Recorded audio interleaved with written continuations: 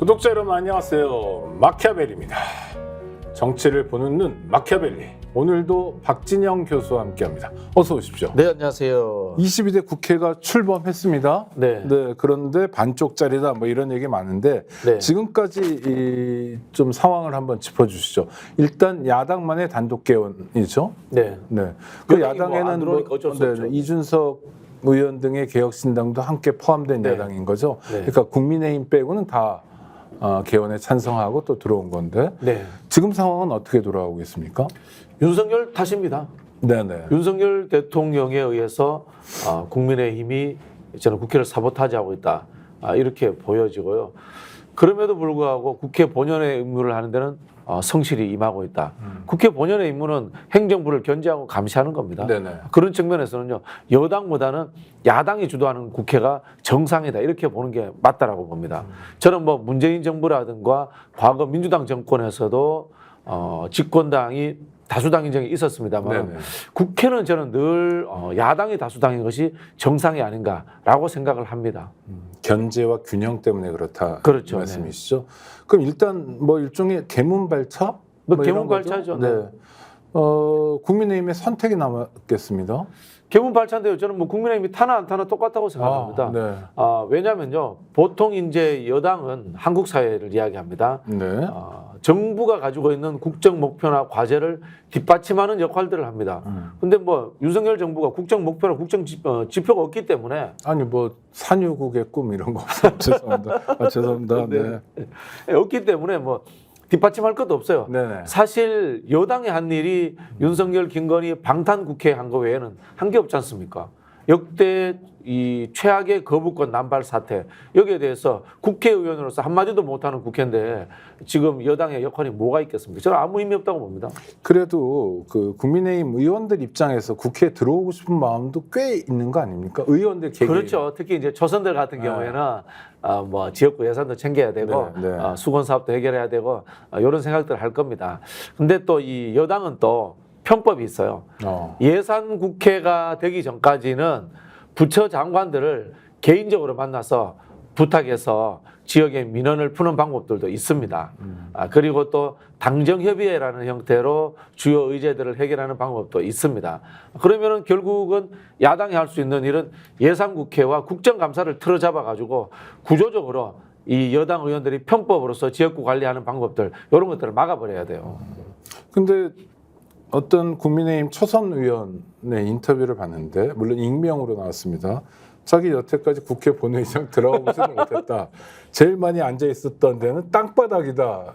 그러니까 뭐 농성하고 이런 걸 얘기하는 것 같은데. 그렇죠. 이거는 그러니까 불만이 확 드러나는 거죠. 여당이 데모하잖아요. 그러니까. 이 말이 안 되잖아요. 네. 여당은 집권에 있기 때문에 책임지고 정책을 펼쳐가지고 국민들의 마음을 얻어야 되지 않습니까? 지난번 총선 보십시오. 2조 심판. 네. 여당이 심판을 합니다. 심판받아야 될 대상이. 그러다 보니까 총선에서 제대로 심판받은 거예요. 이제 지금 정당은 제가 보기엔 국민의힘은 여당도 아니고 사실은 이 윤석열 정권의 시녀일 뿐이다.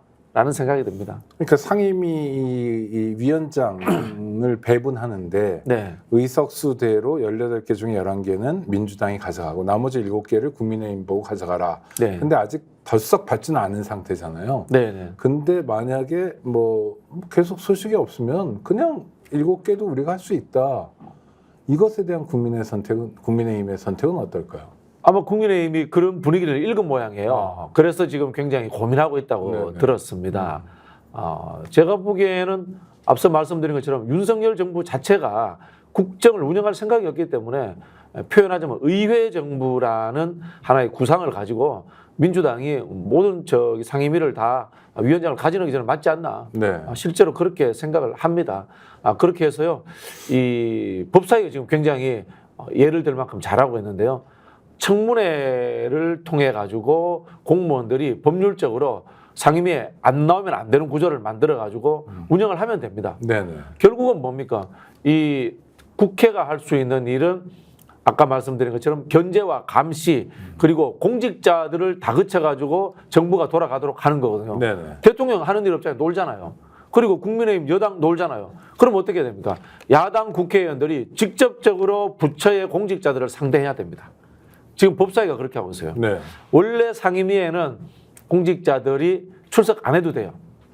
처벌 조항이 없습니다. 안 해도 된다는 게 아니라 네네네. 안 하면 안 되죠 원래. 네네. 안 되는데 처벌 조항이 없습니다. 자료 제출 안 해도 됩니다. 욕 먹으면 그만입니다. 이렇게 생각을 하는데 청문회라는 형태로 열어버리면은 청문회 법에 의해 가지고 불출석하거나 자료 제출하거나 위증하거나 이러면은 최소 3천만 원의 벌금을 낼 수 있게 됩니다. 아 증인 감정에 그렇죠. 관한 법률 네. 그쵸? 증인으로서 네네. 공무원을 증인으로 불러버리는 겁니다. 네네. 그러면 이제 물론 이제 5일 전에 통보를 해야 됩니다만 맞아요. 그런 상황에도 공무원이 안 나오면 이게 벌금을 맞게 되고 이게 또 범죄 행위가 됩니다. 네네. 그러면 이제 공직자들 같은 경우는 나중에 경력위에 이른바 빨간 줄이 그어지기 때문에 진급이 안 됩니다. 네. 이런 부분들이 있기 때문에 저는 민주당이 부처 공무원들을 직접 상대해서 국정을 운영한다는 생각으로서 지금 국회를 운영할 필요가 있다. 그거는 모든 상임위를 다 가져도 된다. 그렇게 네네. 생각합니다. 국회가 그런 효능감을 가졌던 때가 제가 돌이켜 보면 노무현 정권 때 네. 이를테면 마트가 어떻게 하루도 안 쉬고 24시간 가깝게 이렇게 예. 운영하냐, 일요일엔 쉬어야 되지 않냐, 이런 여론 또 마트 노동자들의 요청이 있었을 때 이거 관련해서 청문회를 했고요. 네, 그래서 맞습니다. 대형 마트의 오너인 사람들, 뭐 정영진이라든지 동생 정유경이라든지 이런 사람들이 청문회에 쭉 불려왔는데 안 왔어요. 그래서 다 벌금 맞은 적이 있었고. 벌금 맞은 적이 있죠. 그렇죠. 그런 게 아마 국회가 해줄 수 있는 역할이고 국민들이 그런 걸 기대하는 거죠. 그때 그 말씀하시길래 이제 대형 마트의 네네. 그 규제 문제를 이야기했었는데 네. 포지티브하게 한 것도 했습니다. 네. 대한민국에는 모든 시장에 지붕이 그때 다 올려졌습니다. 그게 예산 편성을 노무현 해가지고요. 정부 때 그 정동영 의장이 주도하던 네네. 그 국회에서 한 일입니다. 사실은 우리 전통시장에서 일하시는 분들 그 당시 이제 노무현 정부와 정동영 의원한테 굉장히 고마워해야 됩니다, 솔직히. 네. 그래요, 맞아요. 네, 그런 일도 그 다음부터 시장에 가보면 예. 비 맞지 않아도 되고 떼약볕을 굳이 피하지 않아도 그렇죠, 되고. 그렇죠. 네. 그럼 시장에서 일하시는 상공인들이나 소상공인이나 자영업자들도 정말 괜찮고. 그게 일하는 국회예요. 제가 17대 국회를 제일 잘했다라고 늘 정부 이야기하는 주도가 게 아니라 의회 주도였다. 국회 주도였죠. 잘하는 이유가 금방 말씀드린 것처럼 그런 민생 입법들을 내서 예산을 직접 투여를 합니다. 네. 그리고 이 통계로 나옵니다. 17대 국회가 대한민국 국회에서 유일하게 네. 국회 입법이 정부 입법보다 많았던 맞아요. 국회입니다. 그건 그래서 17대 맞았죠. 국회가 네. 최고의 국회였다고 제가 말씀드린 그러면 겁니다. 최고의 국회가 되기 위한 전제 중에 하나는 네. 국회의원들이 열심히 하는 것도 있지만 또 정부의 태도도 있겠네요. 그러니까 노무현 정부가 국회를 존중하고 국회와 호흡 맞춰서 협력했으니까 결과물도 나왔다. 이렇게 볼 수 있는 겁니까? 그렇죠. 그리고 그 당시에 그 노무현 정부와 열린우리당만 칭찬할 게 아니라 네네. 한나라당도 칭찬할 만합니다. 한나라당의 그 당시에 남원정이라고 하죠. 남경필, 네네. 원희룡, 정병국.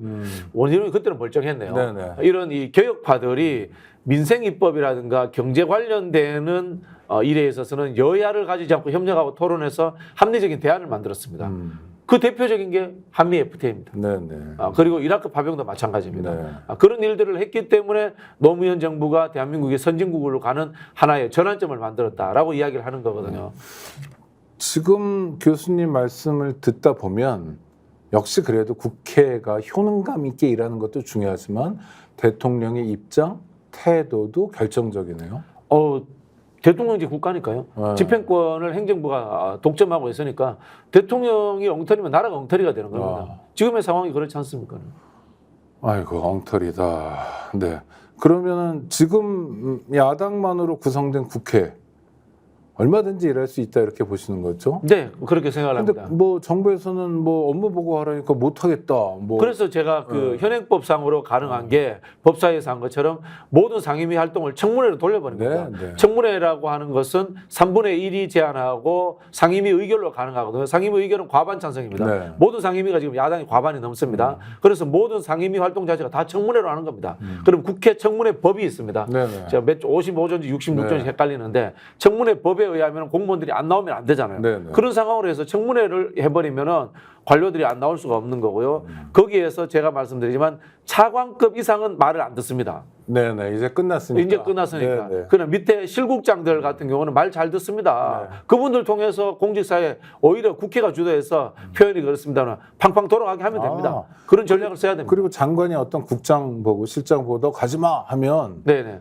그게 부당한 명령 부당 지시가 될 수 있고요. 직권 남용이 되고 직권 남용이 될 수 있고 그럴 때는 장관 탄핵해 버려야 됩니다. 네. 장관 탄핵해 버려야 되고요. 그리고 또 하나 제가 또 방법을 말씀드리면 국회법에는 회의 방해죄를 개정을 해야 됩니다. 네. 현재는 물리적으로 회의에 못 들어오게 한다거나 막 점거, 농성, 네네네. 뭐 폭력적인 사태. 그렇죠. 네. 그다음에 뭐 서류를 통해서 못 들어가게 한다거나 이런 네네. 부분인데 공무원들이 회의에 불참할 시 자료 제출을 거부할 시 거기에 대해서 처벌할 수 있는 규정을 만들면 됩니다. 회의 그게 방해죄. 일종의 업무 방해가 된다. 이렇게 그렇죠. 볼 수 업무 방해죄를 만들어 가지고 공직자들이 국회 상임위에는 어. 안 나올 수 없는 쪽으로 법을 만들어야 됩니다. 약간 숨통은 있어야 되겠네요. 국가 안보와 관련됐다든지 뭐 상당한 이유가 있으면 모르지만 그런 경우는 비공개를 하면 되죠. 네네. 비공개를 하기 때문에 그거를 그런 식의 예외를 둘 필요는 없고요. 또 여기에 대해서 어떤 분들이 지적을 합니다. 그것조차 대통령이 거부권 행사하면 어떻게 이런 이야기를 하거든요. 그러면은 이건 탄핵 사유입니다. 왜냐면요. 국회법은 국회 운영에 관한 법률이란 말입니다. 네네. 이걸 대통령이 거부한다라고 했을 때는 삼권 분립에 대한 심각한 훼손이 될 수 있기 때문에 탄핵 사유가 될 수 있습니다. 네. 국회 역할은 기본적으로 제한되어 있지만 네네. 하기에 따라서는 네네. 상당한 정도로 국민의 뜻을 모아서 국정 위기를 견인할 수도 있다. 그렇죠. 그래서 헌법 잘 읽어보셔야 되는데요. 제가 늘 그 태클 거는 부분들이 네네. 국회를 입법부라고 하면 제가 성질 팍 내잖아요. 네. 국회 입법부가 아닙니다. 국회는 대의기관입니다. 민주주의의 요체입니다. 입법권이라는 기능 분리를 했을 때 일부를 가져왔을 뿐입니다. 네. 기능과 정체성은 확연히 다른 거잖아요. 그렇기 때문에 국회는 국민의 대의기관으로서 민주주의의 보루로서 웬만한 일들을 법을 만들어서 해도 되는 겁니다. 네. 국정에 개입해도 되는 겁니다. 그 일각에서 이야기하는 국회가 왜 사법부의 행위에 대해서 감나라 배나라 하는데 국회가 원래 그런 거 하라고 만든 거예요. 네. 사법부가 우리가 대단한 것 같지만은 실제로는 행정권의 집행부 일부 권한을 사법적 권한을 떼내서 만들어서 사법부라고 이야기하는 거예요. 대단한 게 아닙니다. 그러면은 행정부에 대해서 국회가 감나라 배나라 하잖아요. 사법부에 대해서도 국회가 감나라 배나라 하는 겁니다. 원래 해야 되는 겁니다. 네, 네. 우리 이제 상권 분립의 역사를 보면 원래 이권 분립이잖아요. 이권 분립하다가 상권 분립이 된 거고요. 그렇죠. 그리고 이것조차도 사실은 헌법에는 명확한 규정이 없습니다. 국회의 권한을 중심으로 만들어져 있고요. 서로 융합하면서 간섭해도 되는 겁니다. 네. 특히 우리 헌법은 그렇게 되어 있습니다. 하여튼 대통령이 오랜만에 순방을 떠났는데요. 네덜란드 이후 6개월 만인데 이건 뭐 언론 보도도 별로 안 나오고 네. 약간 임기 말 대통령의 해외 순방 같은 느낌. 놀러 간 겁니다. 아, 놀러요? 정확하게 놀러 간 겁니다. 아, 에코백도 네. 보여주시고. 네, 국백도 보여주고. 놀러 가려면 좀 다른 데 가시지. 여기 좋아요. 아, 그렇습니까? 실크로드 좋습니다. 아, 그렇습니까? 네, 실크로드. 안 가봤었어요. 예. 탄탄탄 국가들이 네, 굉장히 스타. 네. 우리 평소에 경험해보지 못한 경험을 준다라고 하더라고요. 네. 왜 놀러 갔느냐? 대통령 순방 3일 전에 김태효 안보실 차장이 실크로드 구상을 발표합니다. 네. 무슨 외교 안보 구상이 3일 전에 나옵니까? 이런 외교 안보 구상이 세상에 어디 있습니까? 아니, 그리고 때 맞춰 발표했다 이럴 수도 있잖아요. 아니 놀러 가야 되는데 명분을 만들어주기 위해서 저는 네, 구상을 네, 발표했다고 네, 생각을 네, 합니다. 네, 네. 네. 박근혜 드레스덴 선언도 1년 전부터 준비했다고 네, 하는데 네, 네. 이게 말이 안 되는 이야기고요. 그리고 이 구상 자체가 엉터리입니다. 네. 평화, 번영, 그리고 또 이 뭐라면 자유진영의 가치를 실현하기 위해서 중앙아시아 3개국에 간다라고 이야기를 합니다. 실크로드 구상. 네, 네. 이거는 황당무계한 이야기입니다. 최소한의 지정학도 이해하지 못하는 그런 구상이라고 볼 수 있는 게요. 중앙아시아 3국은 중국과 러시아를 떼놓고 살 수가 없는 나라입니다. 그럼요. 러시아에서 독립한 나라고요. 네. 그리고 중국이 이 중앙아시아 5개국과 무역량이 상상을 초월합니다. 이 5개 나라들은 중국 없이 살 수 없는 상황이에요. 알리 테무 없으면 못 산다. 예, 그렇습니다. 그런 상황인데 여기에서 중국과 반대되는 인도 가치 외교. 가치 외교, 인도 태평양 전략, 미국의 인도 태평양 전략에서 나왔던 그 단어를 그대로 써가지고 그걸 실크로드 구상이라고 발표를 합니다. 네. 그럼 그 5나라는 어떻게 생각하면 윤석열과 대한민국이라는 나라가 참 말도 안 되는 헛소리를 하고 있구나. 그러나 와가지고 자본 투자를 해준다니까 한번 들어보자. 이런 이야기인 겁니다. 쉽게 말하면은 걔나 한번 선물 줘볼 테니까 거기에 향응하는 어떤 이 우리나라에 대해서 투자를 해줄지 않을까 이렇게 이제 기대하는 거예요. 쉽게 말하면은. 네. 작년에 5월달에 일본에서 히로시마에서 G7 회의가 열립니다. 자유선진국 이제 7개국 회의입니다. 여기에 윤석열도 참석을 합니다. 같은 날 중국의 산시성에서 중국과 중앙아시아 5개국 정상회의가 열립니다. 대척점에 있다는 뜻입니다. 네. 딱 반대되는 지점에 있다는 뜻입니다. 이게. 자, 이게 뭔가 하면요. 중국은 늘 유라시아 전략이라는 것이 1대1로라고 합니다. 1대는 그 대자는 허리띠, 대를 이야기합니다. 비단길을 실크로드를 통해서 유럽까지 간다라는 이 대륙 전략입니다. 로는 해로입니다. 해로. 옛날에 명나라 때 정화가 해로를 통해서 유럽까지 갔듯이 해상을 통해서 유럽까지 간다는 전략입니다. 근데 인도태평양 전략은 일대는 막을 수가 없어요. 왜? 중국과 러시아가 가까운 나라들이 포진해 있는 실크로드이기 때문에 막을 수가 없습니다. 해로는 막을 수가 있어요.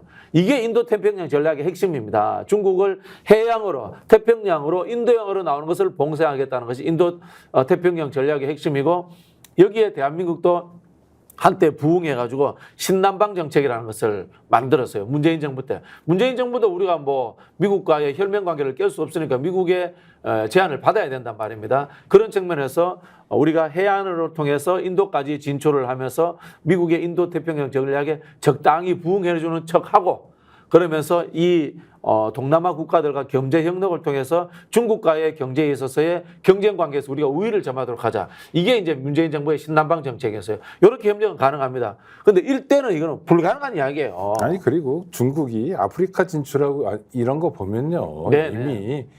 이미 그 사실은 중국이 초강대국으로서 자기 입지를 정확히 가지고 있어요. 이게 과거에 그 중국이 했던 반둥회의에서부터 있었던 이 제3세계 전략이지 않습니까? 중국이 제2세계인 듯 제3세계인 듯 애매하게 처신을 하지 않습니까? 중소 분쟁이 일어난 이후에 소련권을 중심으로 한 동구권 공산주의 세력에서 빠져나와요, 중국이. 독자적으로 그래서 중국, 인도, 아프리카, 아세안이 중심이 돼서 제3세계를 구성한단 말입니다. 라틴 아메리카까지. 예, 그래서 중국은 이미 아세안 국가들과 아프리카 국가들에 있어서의 선점을 했습니다. 이게 지난번에 그 윤석열이 저거 뭡니까? 부산 엑스포 유치한다고 했을 때 아프리카 표가 사우디 몰표로 가잖아요. 그거는 사우디가 잘해서 몰표를 준 것도 있지만은 중국과의 관계가 나빠지면서 이 아프리카 국가들이 한국에 표를 던질 수 없는 상황이 만들어진 거예요. 아프리카만 사우디의 표를 준 게 아니라 세계 각국이 준 것 같은. 다 줬죠. 그럼에도 불구하고 지난번에 한 아프리카 정상회의 때 아프리카에 46개국이 오잖아요. 왜? 한국이 선진국이니까 자국에 투자해줄까 싶어서 정치적으로는 중국 우선으로 가지만은 중국에 그리고 또 경제적 원조가 우선이지만 한국이 준다고 하면 또 옵니다. 그렇죠. 중앙아시아 5개국도 마찬가지예요. 한국이 이권을 준다고 하면 옵니다. 근데 여기까지 가가지고 이 유람한 거예요. 쉽게 말하면. 그러니까 그 나라들은 우즈베키스탄이나 뭐 카자흐스탄이나 이런 나라들은 챙길 게 정확히 있어요. 있죠. 말씀 들어보면. 그리고 한국이 뭐 돈도 많고 잘 사는 나라니까 대한민국이 챙길 건 뭐냐는 거죠. 없습니다. 자원을 제대로 뭐 한다거나 이런 부분은 이미 민간에서 알아서 하고 있어요. 여기 가서 제일 강아지 두 마리 개풀 뜯어먹는 소리가 뭔가 하면 강아지 두 마리 챙기는 개풀 뜯어먹는 소리가 뭔가 하면은 거기 가서 북한을 견제하는 북한의 핵 정책에 대한 비판의 목소리를 냈고 중앙아시아의 동의를 받았다라는 소리입니다. 중앙아시아는 관심도 없습니다. 거기에 대해서. 북핵에 대해서 전혀 관심이 없습니다. 자기들하고 아무 연관이 없습니다. 가가지고 그냥 마이크 줄 테니까 그냥 하고 싶은 이야기 하세요. 그리고 우리한테 자본 투자되는 것에 대해서 도움을 주세요. 이게 사실은 중앙아시아 5개국의 입장입니다. 또 하나의 포인트는 김건희 씨, 대통령 부인 김건희 씨가 드디어 오매불망 바라던 해외 순방을 가게 됐다. 그리고 지금 굉장히 코너에 몰렸지만 거꾸로 침잠하다가 이제 공개 활동을 하고 드디어 해외 순방까지 갔다. 이것도 대통령 후보 입장에서는 중요한 포인트겠습니다. 이제 편하게 놀러 다닐 수 있구나. 그리고 사진 많이 찍었을 거라고 봐요. 물론 이제 그게 눈치 때문에 이제 공개는 안 하겠죠. 좋은 데 많답니다. 제가 봤을 때. 사실 그 김정숙 여사 타지마을 방문 있지 않습니까? 다 합니다. 원래 공개된 게 사실은 하나의 이 문제거리가 될 뿐이거든요. 이 외국에 그 정권 대사로 가시는 분들은 그런 일들을 다 하고요. 외국에 이제 대통령 대신 그 정권 대사로 가시는 분들 중에 제일 좋은 정권 대사가 뭔가면은 조문 대사라고 있습니다. 외국의 이 국가 원수급이라 이런 분들이 돌아가셨을 때 가면은 조문을 하러 가잖아요. 조문을 하러 국빈으로 가잖아요. 그러면은 잠시 조문하고 한 일주일 동안 푹 쉬었다 온답니다. 아이고. 대접을 또 그쪽에서 대접을 국빈 대접을 하죠. 국빈 대접을 해주는데 다만 그걸 가지고 이제 사진 찍고 언론에 노출시켜 버리면 말이 나오겠죠. 근데 원래 이제 외교 행위가 이런 거예요. 이 외교 행위라는 것이 이 서구의 유럽에서 귀족들이 하던 출발이 외교 행위잖아요. 과거에 이제 국민 국가가 만들어지기 전에 뭐 공국이 있고 그 다음에 이제 봉건 영주들의 국가가 있을 때 모여서 하던 것이 이제 외교 행위의 출발입니다. 그래 이제 외교에서 유명한 이야기가 나옵니다. 회의는 춤춘다. 들어보셨죠? 외교 행위하면 일단 먹고 놉니다. 귀족들이 하던 거기 때문에. 그래서 이제 외국이 어디 가든지 간에 국민 대접을 해줍니다. 그러나 요즘은 이제 실리 외교가 되고 이제 경제 외교가 되니까 그런 부분들을 드러내지 않고 할 뿐이지 기본적으로 이렇게 합니다. 중앙아시아에 가서 시원하게 지금 유람하고 계실 겁니다.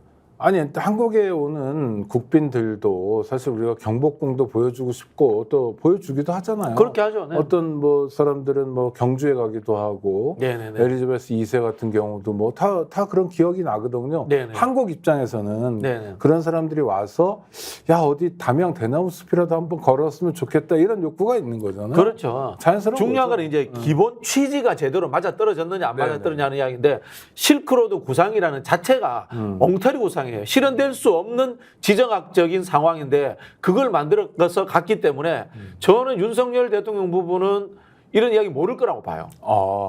알 수 있는 수준이 안 돼요. 그냥 김태효 안보실 차장이 만들어주니까 그거 그럴듯하네 라고 어차피 놀러 가는데 뭐 핑계거리 하나 그럴듯하게 만들어서 갔네. 이렇게 저는 받았을 거라고 봐요. 알 수 없어요 이거. 아니 지금 김건희 씨 입장에서는 코너에 몰린 거잖아요. 권익위원회에서 외국인이 준 건 뇌물도 아니야 라고 했다 하더라도 정치적으로 상당히 위기고 이게 정치적인 위기만 아니라 형사처벌을 받을지도 모르는 위기에 놓였는데 예전하고 다른 버전입니다. 이제 보란듯이 공개 행보를 해요. 저는 검찰 인사가 끝났기 때문에 두려움이 없다고 봅니다. 결국 이제 서울중앙지검장 바꿨잖아요. 그리고 담당 차장도 바꿨잖아요. 그렇기 때문에 뭐 전혀 거리낌이 없다라고 보고 있고요. 지금 이 권익위가 정치적으로 보면은 긁어부스럼 만든 거잖아요. 긁어부스럼 만든 거잖아요. 별로 이거 권익위 입장에서 입장 안 밝혀도 돼요. 왜냐하면은 이미 형사 사건에 대해서 경찰과 검찰이 수사를 하고 있는 상황이기 때문에 이 청탁금지법에 해당되는 것은 이제 반부패 행위이기 때문에 권익위가 입장을 낼 필요가 있습니다만은 안 내도 돼요. 근데 괜히 낸 거예요. 정치적으로 봤을 때는. 이쁘게 보이려고요? 이쁘게 보이려고 낸 거죠. 이쁘게 제가 봤을 때 두 가지 측면인데 첫 번째는 윤석열 부부에게 잘 보이고 싶어서. 두 번째는 검찰과 경찰에게 정확한 가이드라인을 제시하고 싶어서라고 봅니다. 저는. 근데 그 논리가 신박하긴 하지만 정말 엉뚱하기 짝이 없대요. 그렇죠. 뭐 일단은 첫 번째가 배우자이기 때문에 처벌 대상이 아니다. 그럼 배우자가 아니면 누굽니까? 대통령을 처벌해야죠. 그런 부분이 존재하는 거고요. 그 다음에 이게 또 뭐 선물이다. 도구로 활용된 선물이다. 이렇게 이야기를 하지 않습니까? 도구로 활용된 선물이기 때문에 국가기록물로 가 있다. 이 이야기를 하고 싶은 거지 않습니까? 명품백이. 그러면은 선물을 받은 책은 왜 버려요? 그거야 뭐 책에 취향이 없으니까. 국가기록물을 버린 거예요. 그러면은. 그러네요. 외국인이 준 선물이기 때문에 국가기록물이라는 거지 않습니까? 그럼 책을 버렸다는 것은 국가기록물을 버린 겁니다. 그렇죠. 그러면은 샤넬 화장품을 뜯어서 써요. 그러면 국가기록물을 파손한 겁니다. 그 논리로 하면은 사유화하고. 사유화하고 지금 앞뒤가 하나도 안 맞는 거예요. 지금. 그런 엉터리 이야기를 지금 권익위원회가 하고 있는데요. 그래서 아마 이거 정치적으로는 더 문제를 일으킬 거예요. 이게 결국은 법조 과잉의 정치 행위입니다. 법조인들이 들어오니까 법을 피하려고만 이야기를 하잖아요. 그러니까 이게 정치적으로 국민들에게 얼마나 감정적인 공분을 불러일으키겠어요. 그걸 모르고 있는 겁니다. 이 권익위 사람들이. 뇌물도 외국 국적의 사람이 주면 아무 문제 없다. 부인에게 주면. 그럼 이게 새로운 라인이 되는 거잖아요. 그렇죠. 고위공직자들에게 뇌물 줄 때는 외국 국적의 사람을 앞세워서 부인에게 줘라. 그러면은 이거 큰일 났네. 외국계 기업들이 한국의 특혜를 받기 위해서 뭐 엄청난 뇌물 맘줘도 되겠네요. 한국 기업도 마찬가지. 한국 기업도 왜냐하면 외국인 시키면 되겠네. 서울의 소리 돈으로 샀지만 네. 전달을 외국인이 했으니까 외국인이다라고 빠져나가잖아요. 서울의 소리가 샀다고 주장하잖아요. 사실이고. 네네. 그러면 삼성이든 어디든 다 뇌물을 줄 수 있는 거죠. 혹시 국장님 저기 외국 국적 잘 주는 나라 좀 아는 데 없으세요? 아니 알바를 쓰면 됩니다. 한국에 제한 네. 외국인이 되게 많기 때문에. 네네. 근데 알바 쓰면 되죠. 아니 전 직접 하고 싶은데 편하게. 제가 직접 외국 국적을 취득해가지고 로비스트로 한번 나서야 되겠다 이런 생각이 들어요. 중심을 잡아야 될 것 같아요. 네. 그렇군요. 기가 찹니다. 이게 무슨 그러니까. 나라입니까 진짜 꼬라지가 진짜. 아니 엉터리 얘기의 압권, 이것만 압권은 아닌데 압권이 네네. 정말 석유잖아요. 네네. 영일만 네. 계속 뉴스가 나와요. 네. 그런데 이게 하나가 다 이해가 안 돼요. 네네. 그렇죠? 네네. 뭐 연매출 3천만 원이다. 뭐 런던에 지사를 했는데 런던에 지사라고 얘기하는데 비행기 타고 1시간 20분 거리다. 네네. 뭐 영업정지 4년 동안 당했다. 등등. 그리고 또 중요한 건 이미 돈이 그 회사로 상당히 들어갔다. 네네. 이거 뭡니까 이거? 저는 여기에서 결국 찾아야 될 사람은 누군가 하면은 윤석열 대통령 귀에 속삭인 사람이 누구인가? 그렇지 않습니까? 사실 네네. 이게 석유공사는 이거 해체해야 돼요. 네네. 해체해야 되는 네. 조직이라고 보는데 계속해서 이런 뻘짓들을 해왔단 말이에요. 근데 물정 모르는 대통령. 참 제가 굉장히 참 순화시켰습니다. 원래는 더 거친 표현을 써야 되는데 방송이니까 분뇨에 해당되는 표현을 써야 되는데 그런 대통령이 누가 속삭였느냐 하는 것에 대해서 저는 찾아야 된다고 봅니다. 이 속삭인 사람이 만약에 대통령과의 특수관계에 있다면은 이건 역시 저는 국정농단의 의혹이 있다라고 봅니다. 사실 석유공사는 자본 잠식돼 가지고 이미 구조조정이 되어야 될 회사예요. 그런데 이 자구책을 위해 가지고 저는 이런 잔머리를 오랫동안 굴려왔다라고 봅니다. 석유공사에서. 그래서 이 내용을 보면요. 이미 제가 확인한 바에도 중앙일보 보도에 의하면 올해 2월 달에 동해안에 석유가 11조치가 묻혀 있다. 라는 발표가 석유공사의 보도자료를 통해서 나온 적이 있습니다. 네. 근데 갑자기 이게 또 2천조가 돼요. 2천조가 되기도 하고요. 그다음에 또 이런 회사에 왜 발주를 줬는가? 용역 발주를 줬는가? 공기업이 발주 준다는 것은 정확하게 기준이 있습니다. 조달 기준이 있습니다. 조달 기준을 지켜줬는가? 제가 보기엔 조달 기준이 안 지켜줬다고 봅니다. 지킬 수가 없는 이 회사가 세금도 안 내는 회사지 않습니까? 그리고 자기 지역 실사까지 갔지 않습니까? 실사 당연히 가야 되거든요. 그런데 실사까지 갖는 회사가 이 모양인데도 왜 이 회사에 발주를 줬는가? 이거 일단 찾아봐야 됩니다. 여기에 외부의 힘이 개입됐다. 그 이 외부의 힘이 윤석열 대통령 귀에다가 속삭인 사람과 동일 라인에 있는 선상에 있다. 라면 이거 국정농단으로 또 가는 거고 게이트로 가는 겁니다. 전형적인 이권 카르텔일 가능성이 높다. 네네. 그래서 저는 윤석열 대통령이 뭐 전혀 모를 거라고 봅니다.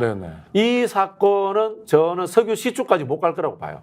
그럼 뭐냐? 용역, 그 다음에 발주하는 과정에서의 연구, 그 다음에 이걸 통로 조직이라고 합니다. 검증위원회 만들고, 그 다음에 공무원들 파견하고, 외부의 전문가들 만들어가지고 위원회 구성해서 검토하는 과정들, 이건 이제 통로 조직이라고 하는데, 통로 조직의 돈이 몇백억 들어갑니다. 저는 이 용역과 통로 조직, 그리고 좀 더 간다면은 설비 이제 첨단 설비를 뭐 구입하자거나, 요 과정에서의 돈 빼먹으려고 하는 기획이 작동했을 것이라고 의심합니다. 시추까지 가지도 못하고. 일단 자체 탐사에 지난해에만 450억 원 썼다 뭐 이런 얘기가 이 자체 탐사라는 것이 시추하는 상황까지 가는 것을 말하는 것이 아니거든요. 이제 그 초음파를 쏜다거나 뭐 하는 이런 뭐 과정들까지거든요. 요 정도 돈을 빼먹으려고 하는 구상이었을 것이다라고 저는 의심을 합니다. 시추까지 가는 수준은 안 되는 게, 시추가 가려면은 정부 돈과 보통 민간 석유 자본들이 같이 투자를 해서 들어가게 됩니다. 근데 석유공사가 그렇게 일탈을 해요.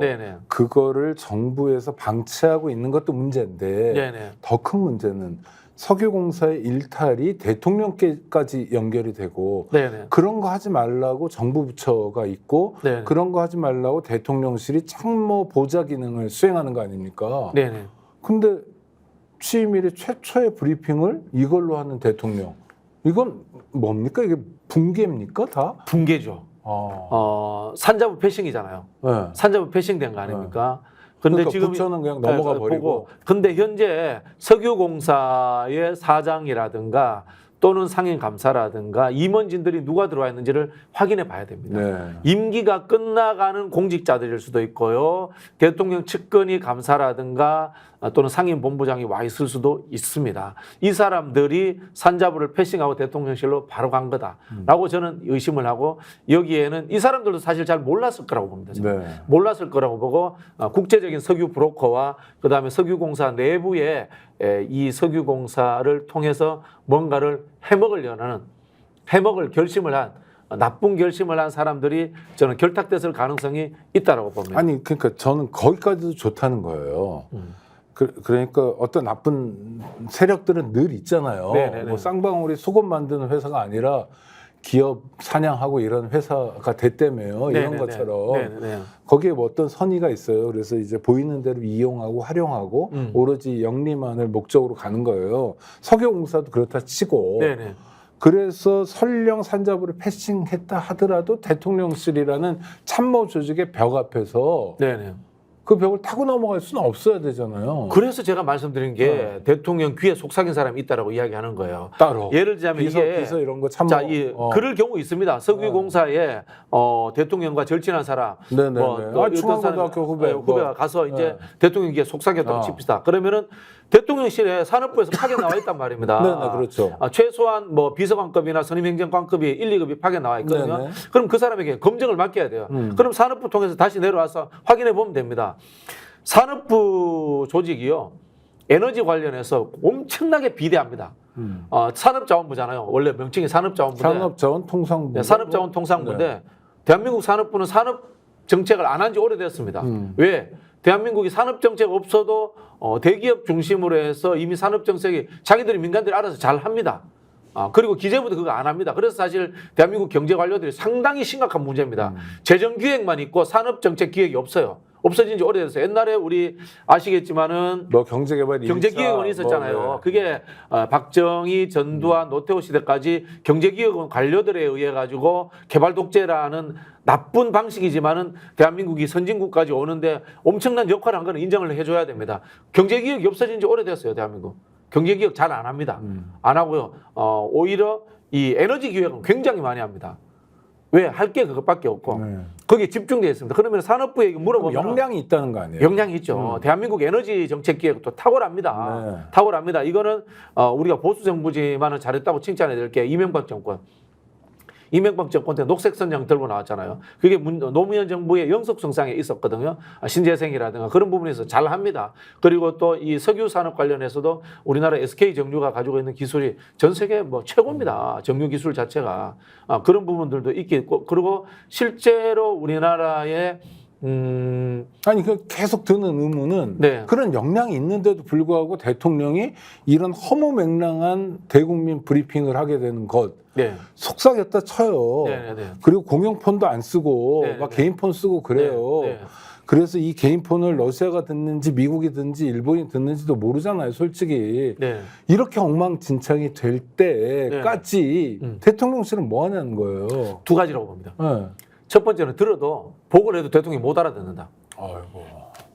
아니 예를 들자면은 이런 안이 올라왔을 때 절차를 거쳐줬다면은 산업정책 담당하는 에너지 담당하는 비서관이 보고했을 겁니다. 네. 근데 저는 보고해도 못 알아들었을 것이다. 이렇게 보고요. 두 번째는 보고가 어렵습니까? 이건 안 됩니다. 뭐 이건 절차 자체가 세상에. 붕괴됐다고 봅니다. 붕괴됐다고 보고 그냥 대통령 자체가 야 그거 이야기하면 언론에서 받아주고 국민들이 솔깃해 하겠네? 라는 것에만 집중되어 있는 거죠. 정무, 정치 여기에만 편향된 하나의 뇌가 발달되어 있기 때문에 정책 그다음에 프로세싱이 올바른가 그런 거라는 것에 대해 판단하는 뇌는 없어져 버린 거예요. 좀 그래서 그럴 거라고 봅니다. 대통령 비서실에 이를테면 검증, 스크린 기능이나 네네. 회의 기능, 네. 토의 기능, 심지어 뭐 수기는 물론이고 이런 게 없어진 거 아닌가요? 저는 그렇게 봅니다. 왜냐면요. 쉽게 말하면은 한 10대 번 보고했는데 대통령이 막 성질 내고 난리치잖아요. 그럼 보고하기 싫어지죠. 그렇죠. 그렇게 않겠습니까? 이게 정무수석으로 우리 홍모 선배님이 들어갔지 않습니까? 치킨 사업 관련 있던 홍천호 네, 의원이 네. 들어갔는데 이분 정책 잘 몰라요. 그다음에 비서실장 정진석 실장 정책 잘 몰라요. 네. 그럼 이걸 어디로 가야 되느냐? 정책실장 라인에서 보고가 돼야 되는데 정책 보고하는 할 때마다 대통령이 짧게 못 알아듣겠어 뭐 이렇게 하고 있지 않습니까? 그리고 그게 대통령이 이게 표에 도움이 돼 안 돼? 지지율 올라가 안 돼? 잘 이야기 못 하잖아요. 원래 정책실은 그런 거 잘 못하는 데거든요. 그게 누적된다면 여기는 보고하는 게 싫은 겁니다. 그리고 대통령은 그 이야기를 듣기 싫어하는 구조가 저는 만들어졌을 거라고 봅니다. 그러면 어떠냐? 누가 귀에서 속삭이니까 정무수석이나 비서실장한테 야 이거 이야기하면은 언론에서 잘 받아주겠지, 지지율 올라가겠지. 요것만 솔깃하게 생각해서 저는 발표할 수 있다고 봅니다. 저는 그런 이미 구조화가 이미 다 끝나버렸다고 봅니다. 윤석열 정부의 대통령실이. 그거는 나라 망하는 일이잖아요. 망하는 일이죠. 망하는 일이죠. 그런 구조로 가고 있는 거죠. 아니, 예를 들어서 석유야 이를테면 뭐 500억 버리고 말았다. 네. 정말 그러면 안 돼. 5천억, 1조 원을 버리고 말았다. 너무너무 아깝고 네. 그 돈이 제대로 분배만 됐어도 정말 여러 사람이 삶의 희망을 부여잡을 수 있는 큰 돈이지만 네, 그냥 네. 날렸다 쳐요. 근데 이게 국방이나 외교나 이런 데로 가면 이건 심각한 거 아닌가요? 그래서 저는 지금 제일 걱정하는 게 안보실 걱정합니다. 네. 안보실 걱정하는 게요. 저 의심합니다. 실제로 의심합니다. 에너지, 자원 그런 부분들과 외교 안보 정책이 연관되어서 뭔가 움직이고 있다라는 저는 의심을 해요. 그 뭐 어떤 의미죠, 그러니까? 그게 이 미국 중심의 인도태평양 전략, 그 다음에 이 한국의 이 외교 정책이 미국 일방으로 가면서 미국에 있는 석유 자본들 또는 광물 관련 에너지 자본들, MB 때 있었던 자원 외교를 하면서 돈이 국부가 유출됐지 않습니까? 네. 그런 상황들이 저는 재현되지 않는 한은 의심을 갖고 있어요. 이번에 중앙아시아 간 것도 저는 그런 측면에서 의심을 하고 있고요. 네. 이 석유공사 문제도 그렇고 아이고. 자꾸 의심이 됩니다. 네. 왜냐하면 근데 그게 또- MB 때 사람들이 또 그대로 다시 들어와 있잖아요. 그게 또 문제는 네. 교수님의 그런 의심이 네. 합리적 의심이라는 거잖아요. 네네 여기 여기에다가 여기에다가 아니라 저기 방산산업까지 음. 업어서 저는 의심이 됩니다. 왜냐하면은 윤석열 산업정책 하나도 모르잖아요. 네. 외교 안보 모르지 않습니까? 네. 모르는 상황에서 특정인 몇몇에게 의존되어 가지고 이것들이 막 실현되고 있는 상황이에요. 예를 들자면은 이 삼성 반도체가 미국에 공장 짓게 돼 있지 않습니까? 네. 그 부분에 있어서는 이제 아리백 문제도 존재합니다. 사실은 우리가 이제 아리백을 제대로 못하는 상황에 대해서 두려움이 있기 때문에 대기업들이 아리백이 가능한 곳으로 가려고 하는 이런 흐름들도 있습니다. 근데 여기에 저는 같이 해가지고 이 과정에 어떤 이 외교 안보 정책 라인에서 미국의 싱크탱크라든가 미국의 싱크탱크와 연결되어 있는 군산복합체, 석유 자본 그 다음에 또는 뭐 IT 자본 이런 쪽과 연결되어 있지 않을까라는 저는 의심을 늘 해오고 있어요. 뭔가 큰 그림이 있을 것 같다는 생각이 듭니다. 그렇지 않고서는 아무리 뉴라이트적 사고를 가진 사람들이라고 하더라도 이렇게 일방적으로 황당무계한 외교를 할 수는 없어요. 네. 그것도 또 지켜봐야 되겠네요. 시간이 많지 않아서 짧게 하나만 좀 여쭤보겠습니다. 언론 보도로 한동훈 전 국민의힘 비대위원장 네. 얘기가 자꾸 나와요. 네, 뭐 전당대회 출마. 음. 그 얘기가 조금 나오자마자 네. 곧바로 뭐 김기현, 뭐 윤상현, 또 나경원까지 그게 웬 말이냐 네. 뭐 이런 얘기가 나오는데 드디어 이제 싸움이 시작된 건가요? 시작된 거죠. 뭐 두 가지 측면이 있는데요. 네. 첫 번째 당내에 있는 중진들은 내부의 권력 투쟁이죠. 한동훈과 같은 또 다른 이 낙하산이 자기들을 밀어내고 당을 장악하는 일이 없었으면 좋겠다는 생각. 더 중요한 거는 저는 윤석열 대통령의 생각이라고 봅니다. 네. 한동훈이 비대위원장보다 되는 것보다 더 무서운 것은 한동훈이 미래 권력이 됨으로 인해서 검찰 내에 동요가 일어나는 것. 이것에 대해서 저는 윤석열 대통령이 제일 두려워한다고 생각합니다. 그러면 윤석열 대통령 한동훈 당대표를 바라지 않을 거다? 절대적으로 막을 거라고 봅니다. 저는. 그럼 막으면 막힐까요? 지켜봐야 돼요. 막힐 거라고 봅니다. 막힙니까? 왜냐하면요, 사정권을 담당한 검찰 권력의 내부에 레임덕이 생길 수 있고 이것은 윤석열 대통령과 김건희 여사를 향한 검찰의 칼날이 새롭게 생길 수 있기 때문입니다. 네. 어떻게 막을까요? 뭐 이를테면 정진석 비서실장이 당대표 선거에 나오고 뭐 이런 식입니까? 뭐 그럴 수도 있고요. 아. 뭐 룰을 바꿀 수도 있고요. 더 극단적으로 간다면은 한동훈 씨의 사적인 영역에 대한 어떤 의혹들의 정보가 언론에 갑자기 나오는 갑자기 나올 수도 있다고 봅니다. 네. 야, 상상하는 모든 일들이 가능한 나라. 그런 이런 나라는 후진국이잖아요. 이거는 뭔가면 그 요즘 저기 삼식이 삼촌 보세요? 아니 아직 못 봤습니다. 삼식이 삼촌의 나라입니다 지금. 그게 몇 년도 얘기죠? 그게 이제 1958년, 59년도 이야기죠. 자유당 때 수준이라는 삼식이 거예요? 삼촌의 수준으로 이제 정치는 돌아간 겁니다. 조폭만 없군요 지금. 조폭 있죠. 일부 아, 특수부 검찰들이 조폭 아닙니까? 네. 삼식이 삼촌의 시대로 역행해 버렸다. 그리고 어떤 일이 벌어질지는 솔직히 말하면 상상하는 그 이상이 될 수도 있다. 네네네. 아, 정말 국민 입장에서 단호한 결단을 해야 될 때가 다가오고 있다. 뭐 어쩌면 네. 지났다 이런 생각도 드네요. 그랬어요. 저는 어떤 분이 그 이야기 하더라고요. 이제 김건희 씨 도이치모터스 의혹 관련해서 공소시효가 지날 수 있다 이런 이야기 하더라고요. 네네. 특별법 만들어야 되는 상황입니다. 이 정권 끝나고 나면은 김건희, 윤석열 과거사 청산을 위한 특별법. 우리가 이제 반민특위를 네네네. 해서 이제 친일파를 청산하려고 했는데 해방 전후에 못했지 않습니까? 이게 대한민국의 왜곡된 이 가짜 보수가 정치권에 자리 잡는 계기가 됐거든요. 친일파 청산은 못했더라도 친윤파 청산은 다음 정부에서 꼭 해야 된다는 것이 제 주장이고 저는 그런 부분에서 윤석열, 김건희 특별법이라도 다음 정부에서 꼭 만들어야 된다는 생각입니다. 새로운 특별법을 안 만들어도 지금 쌓아나가는 범죄만으로도 뭐 아니 공소시효가 지난 게 있을 수 있습니다. 도이치모터스는 그럴 수 있겠네요. 네. 참 이런 걱정을 현직 대통령에 대해서 하게 될 줄은 정말 상상도 못했어요. 아까 한동훈 이야기했지 않습니까? 말씀 나오시니까 이재명 대표를 겨냥한답시고 재판 과정에 있는 사람이 대통령이 됐을 때 네네. 수사받는 사람이 대통령이 됐을 때 이걸 인정해 줘야 되느냐 사법적으로 그런 이야기를 하잖아요. 거기에 윤석열, 김건희 넣으면 그대로 또 문장이 성립됩니다. 현재 있는 일입니다. 지금. 그렇죠. 네. 그렇습니다. 대한민국 정치가 이렇게 어지럽게 돌아가는데 그럴 때일수록 우리 박진영 교수님과 함께하는 마키아벨리가 여러분 곁에서 지혜를 드리고요. 또 정치를 보는 눈, 안목을 키워드릴 겁니다. 함께해 주셔서 감사하고요. 다음 주에 또 뵙겠습니다. 오늘 고생하셨습니다. 감사합니다.